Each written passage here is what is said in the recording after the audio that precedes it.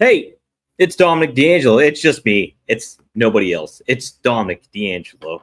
I'm here today by myself. No Robert Karplus. He's on assignment. But I'm happy to be here with you guys and gals tuning in live. Speaking of, let's say hi to some folks in the chat. We got Triple E saying, "What's up? What's up? Hey, new RVD tonight, live, rvdtv.com. Go to rvdtv.com, 9:15 p.m. Eastern Standard Time. And Rob makes his return. We've been off for 2 weeks. Rob has been a busy man, so we had to do a couple clip shows and stuff like that. But we'll be back tonight, so tune in, 9:15 p.m. Eastern Standard Time, rvdtv.com. I'll send a reminder at the end of the show here today, too. Willie Thornbrew, Vince McMahon's new company logo looks like an eye chart. It really does. It's a weird logo. And it looks like it was made on like Windows 95. Not a good logo. Maybe a 14th in eye chart. I like it. Dre Owen says, "Hello, R&I. Nice to see TK announces 5 matches for a pay-per-view. That's next week. Holy smokes, it's crazy." Hey, Dom, at the Wrestling Old Head will be on live with me on X Spaces this Sunday at 8:05 Eastern Standard Time. And I'll post the recording to my YouTube too. Awesome. How about that? So, guys, tune into that. Follow Alt Jake on his social media. I don't know what your social media account is. So what's your X account, Jake? Share it in the chat, and I'll pop it up here.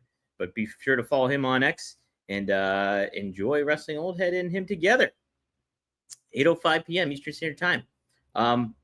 Here it is. Alt Jake takes on everything. I like it. So do that on all social media platforms and support fellow Rumor and Innuendoites. How about that? Speaking of Rumor and Innuendoites, Wrestling Old Head. What's up, R&I Universe? Anybody get the Craft movie vibes when Sky Blue, Thekla, and Monet were in the ring? That's a good point. It'd be neat to see if she creates some sort of faction. What's next for Mercedes Monet exactly? So there we go. Awesome. Yeah. Wrestling Old Head says they'll be repping R&I on the show. Thanks a lot, guys. That'll be awesome. I'm pumped for you guys, and I'll try to tune in too on Sunday at 8:05 p.m. Eastern Standard Time.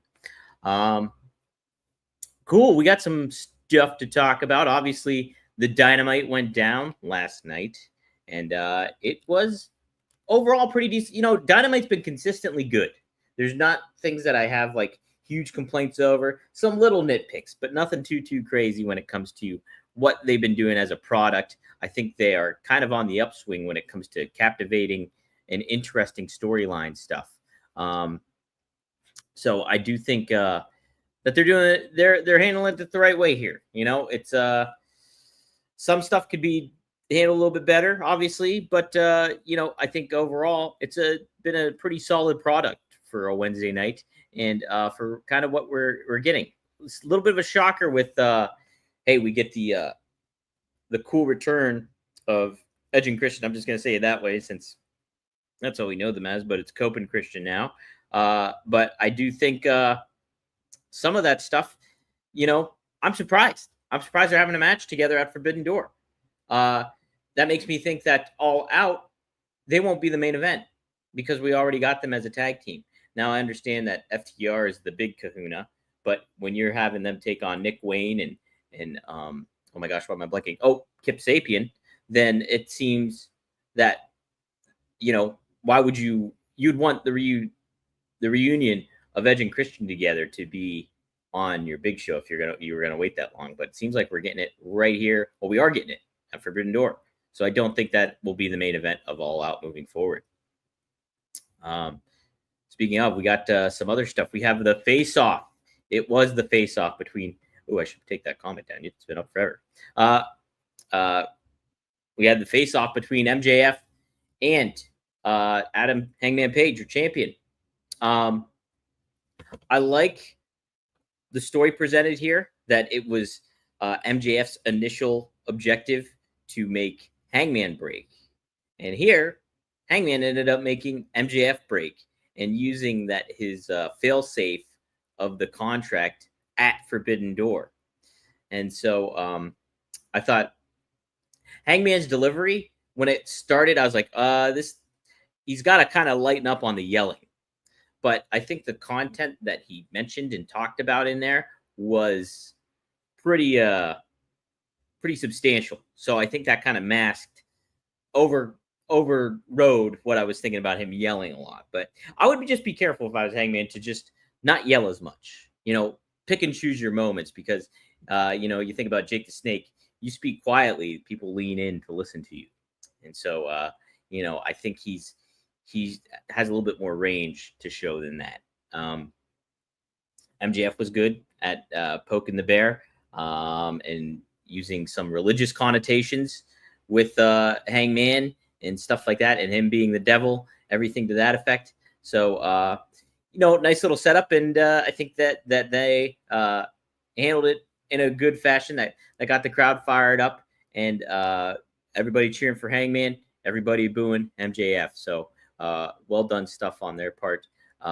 We had the opening match, Moxley versus Kevin Knight. Moxley in his hometown of Cincinnati.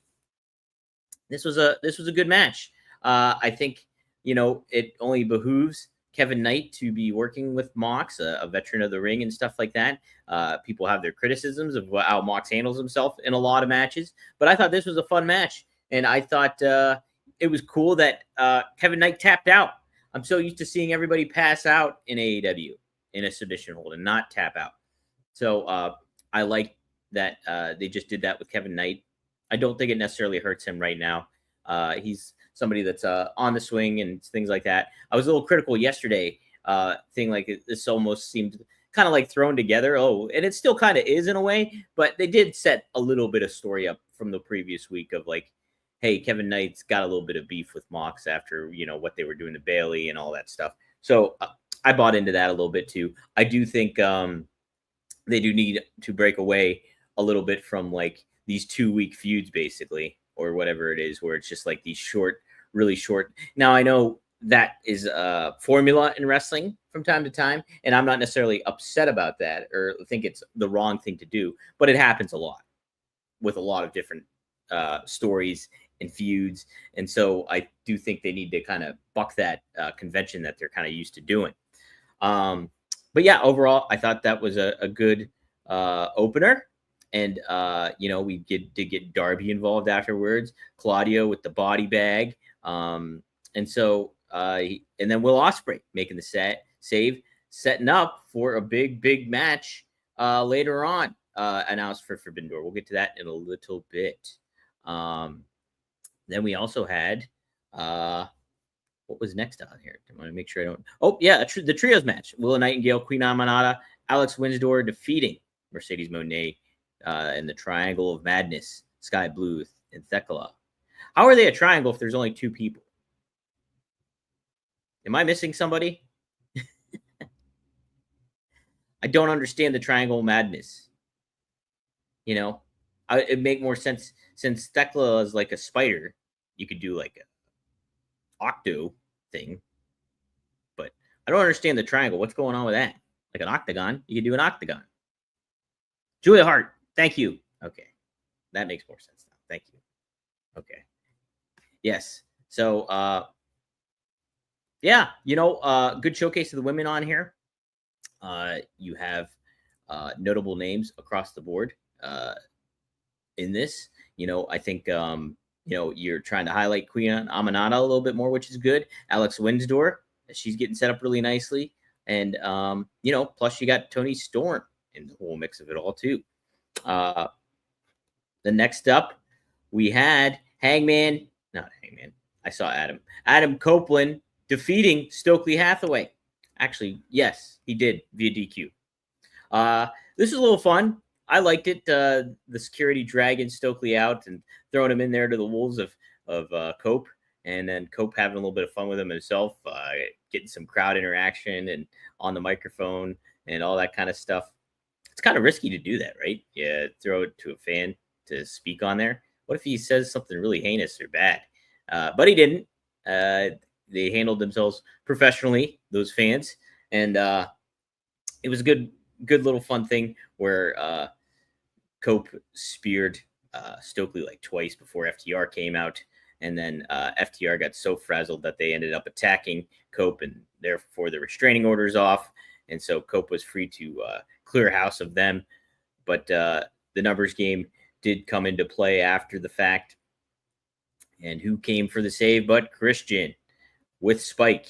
And like a nice moment where Christian hands him the spike and Cope takes it. Christian goes to walk away and Cope gives him a hug. So the announcer, Excalibur and stuff, they were kind of selling that the Christian was like maybe skeptical or unsure or stuff like that. But yeah, we're going to get the first iteration of those two together against Nick Wayne, who did interfere in the match, and Kip Sapien. So fun stuff there. Again, surprised that they are giving us Cope and Christian at Forbidden Door so soon. You could probably put this off and had Cope go up against somebody and then Christian make the save there. But their game plan is something different. And maybe they have a big main event lined up for All Out that we're not thinking of. Hangman Copeland Cage. That's what I almost said. I really do almost say that. It's a trick. One will turn on the other. If they do that, that's awful booking, Ron Ward. It's awful booking. Fans have been waiting for so long for Christian and Cope to reunite. This has not happened in WWE. This has not happened in AEW, TNA, you name it. It's been years and years. So for them to like do that would be really bad, because when they do reunite, it would feel less than if they did it again. So they can't do that.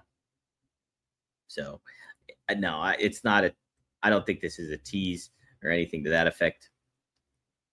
But yeah, I do think we're going to get, they're not going to, maybe there'll be tension. I don't know.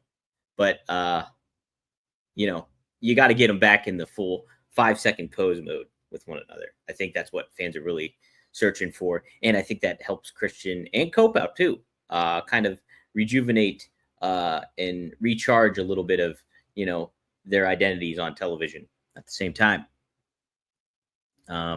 Yeah, we all want the 5-second pose, don't we, at this point? Hey, Steven Chambers. Dom, it's been a while. Hope you're doing well, my friend. Steven Chambers used to tune into Two Dynamite Dudes with Attitude when Marcus and I did that for WrestleZone back when. So, hey, welcome aboard. I've seen Nesha, too, here, Steven. She's been, I think she tuned into, I think it was Rumored Innuendo she tuned into one of these shows. So, yeah, good to see you. Tony Gong, like he said, wants to see a 5-second pose again. You want the glasses and goggles back? I don't know if I go that far, but hey, I'd like to see them have a little bit of fun and kind of change up the pace of, you know, making some things a little bit more lighthearted on Dynamite. Everything is pretty, I mean, there's some comedy in there, but everything feels pretty serious right now, right? So let's see what they decide to do with those guys, those two fellers. Hey, we had another 8-man tag or a multi-person tag. Tomohiro Ishii and Hologram and Hiromu Takahashi and Brody King defeating the Don Callis family. That would be Kyle Fletcher, Josh Alexander, along with the Young Bucks, Matt Jackson and Nick Jackson. Alexander took the pin against Takahashi, who hit a time bomb. I feel bad for Alexander. He was a really notable name in TNA. I think there was a lot of value for him, maybe in NXT or WWE. Like, you could have positioned him in a good way where you make him some sort of, I don't know, just a wrestling machine again. And you get a little bit of that here, but he's really like, he's on the lower totem pole of the Don Callis family right now. And I think he deserves a little bit better. Same goes with like Roosh and others, but we'll talk about them in a little bit. Yeah,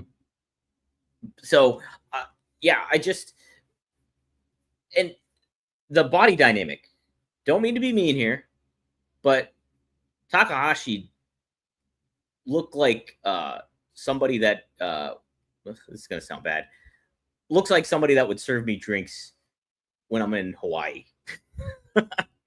Like, he does not, like, it just, that whole thing is just, it's a little suspension of disbelief here in certain things. And I think, like, you're pinning Josh Alexander. That guy's jacked and he's a machine. And I don't like, just from a visual perspective, like, and I know they're on the same side, but I'm just using this as an example. Like, Kyle Fletcher versus Josh Alexander looks way more visually accepting than Takahashi does against Kyle Fletcher. Yeah, wearing 70s carpet. He's wearing shag carpet. How over is Takahashi in the United States? He's a big deal maybe in New Japan, but he carries around like a stuffed cat too at the same time. Like, totally, whatever you want to do over in New Japan, but it's just like, I get you're doing the Forbidden Door thing, but, Takahashi, we've already seen partake in these Forbidden Door things. It just does not seem that value. It just seems like a filler match for Kyle Fletcher. Now, people are excited about it. I'm sure they are, but I mean, just from that perspective of like the visual aspect of it all, Takahashi pinning Josh Alexander just looked weird. It looked weird. Not being mean. Wrestling's a visual business. If I were to take my shirt off and wrestle, like, you would be like, yes, I would have to work to get to where somebody like a Josh Alexander is. 100%. 100%.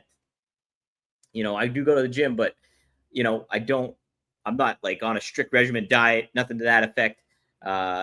So yes, but like, since wrestling is a visual business, I can be a little critical of how somebody looks, in particular with that. So, and that being said, like, I buy into somebody that like isn't Adam Cole, because like he's got charisma and he's lean and he's smaller, but to Robert's point, I think he wrestles, outside of what we're expecting. So I mean, like, if you were to pair Adam Cole, there's a lot of Adams, Adam Cole up with like somebody else in like a Mike Bailey or something like that, that's more digestible. So, and like, Adam Cole is doing some stuff, when he's going up against, bigger dudes and stuff like that. So, but I think Cole looks a little bit more wrestler-like than Takahashi does. Am I wrong on that? You guys let me know. All right, another multi-person match. Now, like, just a lot. There's 3 multi-person matches on this card. It's just crazy. We had the Ops, Shibata, Powerhouse Hobbs, and Samoa Joe. They defeated La Faction Ingobernable. I can't believe I said that right. That's the Beast Motros. That's Dralistico, and that is Roosh via the rear naked choke on. No, it wasn't the Beast Mortis. Somebody put that wrong, but it was on Dralistico. Awesome. Samoa Joe's great.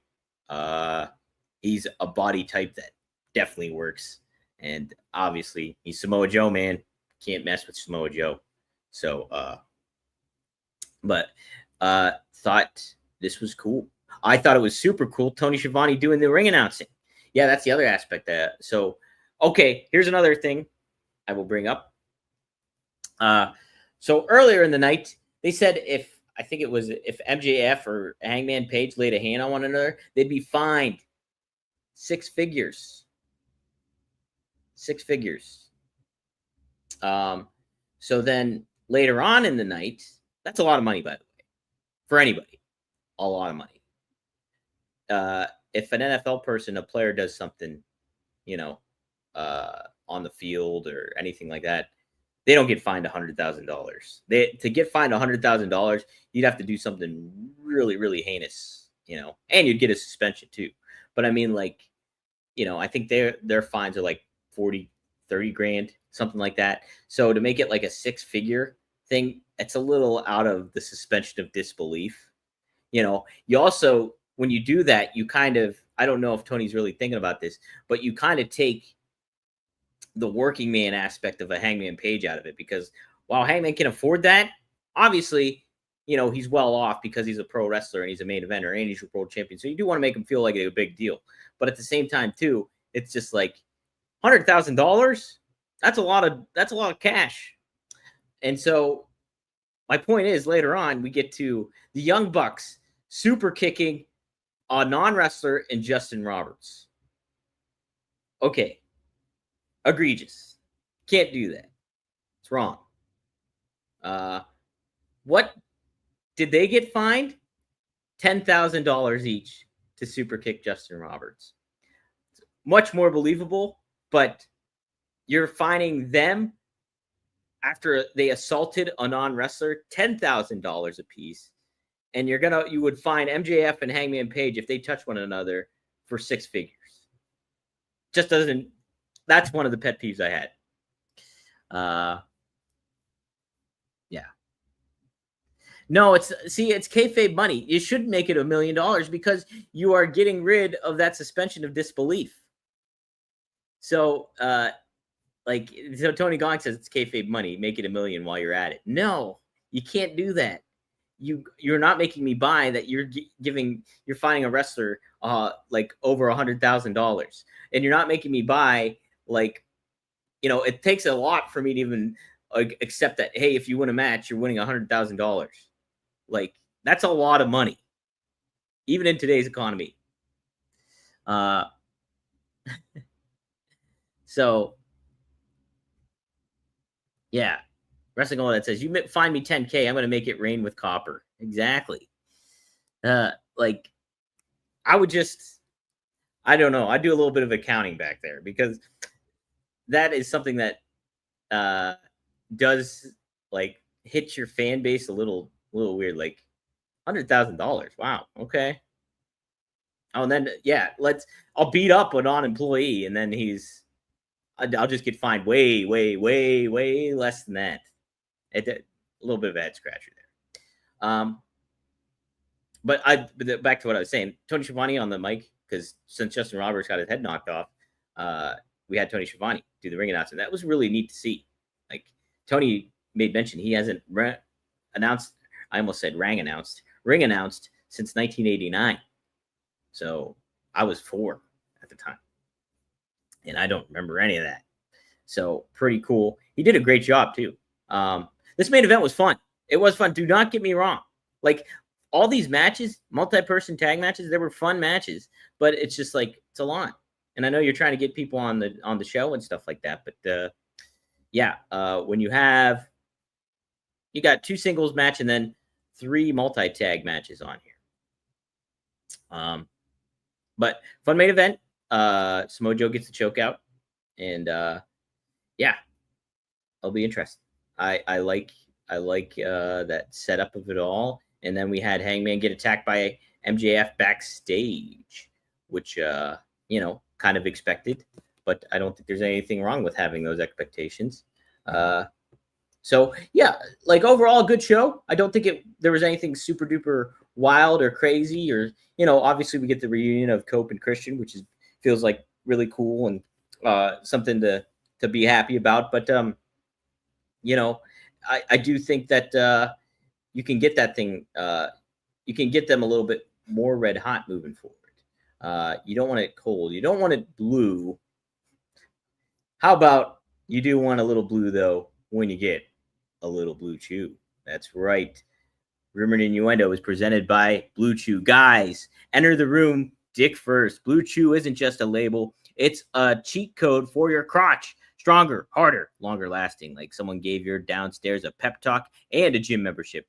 Blue Chew is the original brand offering chewable tablets for better sex. Guys, this isn't just about performance. This is about legacy or third legacy. Give her group chat something to talk about. When you lay it down, they're talking about how it gets up. Nothing makes you more of a legend than a little Blue Chew. Discover your options at bluechew.com. Yes. So we got a special deal for our listeners. As always, get your first month of Blue Chew free. FREE. Just use promo code RUMOR at checkout and pay $5 for shipping. That's it. Join Blue Chew's mission to upgrade humanity one thrust at a time. Head to bluechew.com for details and safety info. And we always thank Blue Chew for sponsoring the podcast. And hey, you know what? If you're taking a Blue Chew, you got to get some blue jeans. And you got to get the best kind of jeans, and that is the perfect jean. Yes, I love the perfect jean. I'm wearing actually my pair right now. My pair of Joker blues right now. Let's see if I get a knee up high enough. Hold on. Let me get the right graphic up. Boom. And then look at this. That is the knee of a perfect jean. That's my Joker blue jeans. My favorite pair of jeans, no doubt about it. Great fit, comfortable, and looking good. Look great. You cannot get better than the perfect jeans. And that's the thing, too. You can get your fit, your size, your style, and then they send them to you. Free shipping. It's so you get that. And not only that, but once that happens, say if they don't fit you right or you need a different adjustment, you can send them right back for free and they'll send you the right pair. So you can feel confident in getting a good pair of jeans that you're going to really, really like and enjoy. And really, it's a strong investment. I'm not joking. Like these jeans, anytime I know I'm going somewhere special, I'm wearing this pair of jeans right here, and I make sure that they're a regular rotation in my laundry load too. So it's just like, if I know I'm going to go somewhere, I game plan for the perfect jean ahead of time, throw them in the washer, throw them in the dryer, and then I'm good to go. So you guys too can embrace the perfect jean, especially with this fall weather coming up.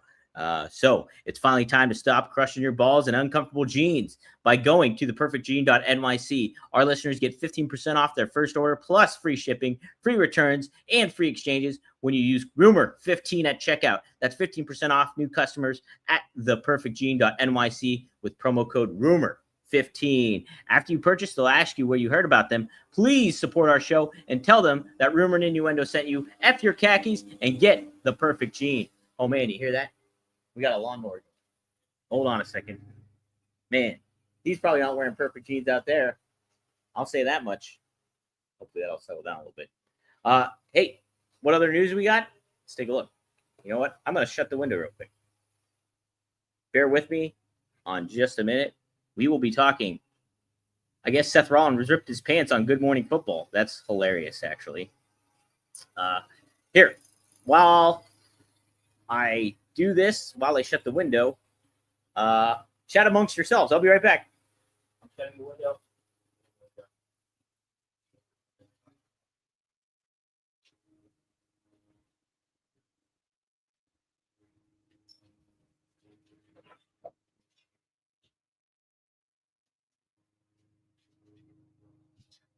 All right. Scared Razor. All right, let's get a little update on Austin Theory, huh? See what's said about him here. Got some clarity on Austin Theory. This is according to Fightful. Oh no, I'm sorry. This is according to PW Insider Elite, indicating that Austin Theory was removed from the WWE roster internally. Okay, so then Fightful reached out to people in the company, and some clarifications were provided. Theory isn't off the roster completely. Instead, he's listed with other injured talent like Zoe Stark and Ilya Dragunov. Austin Theory worked the July 14th Raw tapings where he's on the main event, but hasn't appeared on TV since. He was referred to as injured on WTV, and Grayson Waller's moved on to working with the New Day. All right. Well, so there you go. So if you thought Austin Theory was gone, he might not be, actually. Who knows, though? Like if you're hurt and you're not on television, nobody's really thinking about you. So, it's a shark-infested waters all across the wrestling board. Everybody's trying to vie for their spot and things like that. And we know how WWE can operate sometimes. And, they might move on from him. Who knows? I guess we'll have to wait and see. I know Adrian the Adonis has moved on. No, not Adrian. Ashante the Adonis. Adrian the Adonis. Holy smokes. Dating myself there. So there we go. Wow, it's really quiet now. Now the lawnmower guy goes away. He's still pretty. I can still hear him. Who's coming back? So let's see here. Anything else I want to cover? I'm just looking at the dirt sheets real quick. Reaction on being pushed to the moon.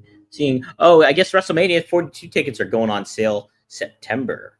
The 2-day combo tickets are available to purchase. Yes, they did send that announcement out. I got the press release this morning. Let's get some additional details on WPLL shows moving to ESPN. Let's see. Okay, so here's Fightful tried to follow up here with what's the status of the WWE archives. When they asked about the status of the WWE archives and the lack of commitment where those will be, we weren't given a firm answer. However, it was noted that it is believed WWE has an advanced deal with Google because of their YouTube presence, and that the Vault YouTube channels could see a far grander utilization. Recently, ESPN also acquired the rights to the NFL Network, and when Fightful confirmed with an ESPN rep that it is part of the new direct to C service. Direct to what does that mean? See, DTC service. I should know that. Don't know that. So there you go. There is like a kind of maybe the element, like I did hear something that they would be direct to consumer. Thank you, Jake. Thank you, direct to consumer. There was a little bit of speculation that ESPN could buy the archives, or would be open to buy the archives of WWE, and yeah, that'd be quite the get for them. So Stephen Chambers chimed in. Watched the Cross interview yesterday. Bad move by WWE. Oh yes, Cross was on Ariel Helwani. Said some things. Was that yesterday? He's also today on Briscoe and Bradshaw. So be sure to check that out. Should be an interesting conversation that he had with those two as well. So be sure to support those guys, JBL and Jerry Briscoe. Great guys. I work for them. All right. I think that'll do it for today. Robert will be back tomorrow, and so will Justin Barrasso. So you'll get the triple threat. We'll be returning to cover more of the news and anything that develops. We'll preview SmackDown and chat about that stuff, and we'll get Justin's thoughts on a lot of the happenings that went throughout the course of this week. There's a lot of big stuff to talk about. So he also interviewed John Cena, so get his take on that as well. Like I said, tonight, 9:15 p.m. Eastern Standard Time, tune in to rvdtv.com. Hit like, hit subscribe, share it out, and join Rob and I live as we talk all the happenings. Rob, speaking of John Cena, met up with John Cena this past weekend in Boston. So there's a cool picture of them together. So I'll get his take on that. I'll get his take on the Hogan documentary that aired on TMZ. I'll get his thoughts on Brock Lesnar making his return. So should be a fun episode. And I'm sure Katie will join us too, which is always great. And we get a twin update from her. So really, really cool. It's always a fun time. We are very engaging with the live chat. So if you're there live, you can get to ask a question. It always helps to use the super chat. I always try to keep my eyes peeled any which way. So yes. So tune in with us live tonight, rvdtv.com, and get that latest episode of One of a Kind with RVD. Also, Robert, I'm sure, is going to be set to talk to Scott Chaplin, and they'll record that episode of Working Stiff. So be on the lookout for that. That should be up tonight or early tomorrow morning. So right when I get around to posting it. So be on the lookout for that. I think, is there anything else I want to do? No. If you haven't, go to brassringmedia.com, like and share that channel. That's me and Zach Haydorn's network channel, and that we work together on. So help support that stuff. We do a lot of live shows there too. So if you want more shows like this, you can go check that out on brassringmedia.com. But you can catch me and Robert here every Monday through Friday at noon Eastern Standard Time on the WE Creative _ish X account, the at Dominic D'Angelo X account, the at SE Scoops X account, on Rumor, ad-free shows, and Oh You Didn't Know YouTube channel. So thank you all for tuning in. Good to see Stephen Chambers again. Looking forward to seeing what Alt Jake and Wrestling Old Head do together on their live show on Sunday at 8:05 p.m. Eastern Standard Time. And cool. I'll see you tomorrow. Best of luck in your future endeavors. And I got nothing. Robert's not here. I miss Robert. How's that sound?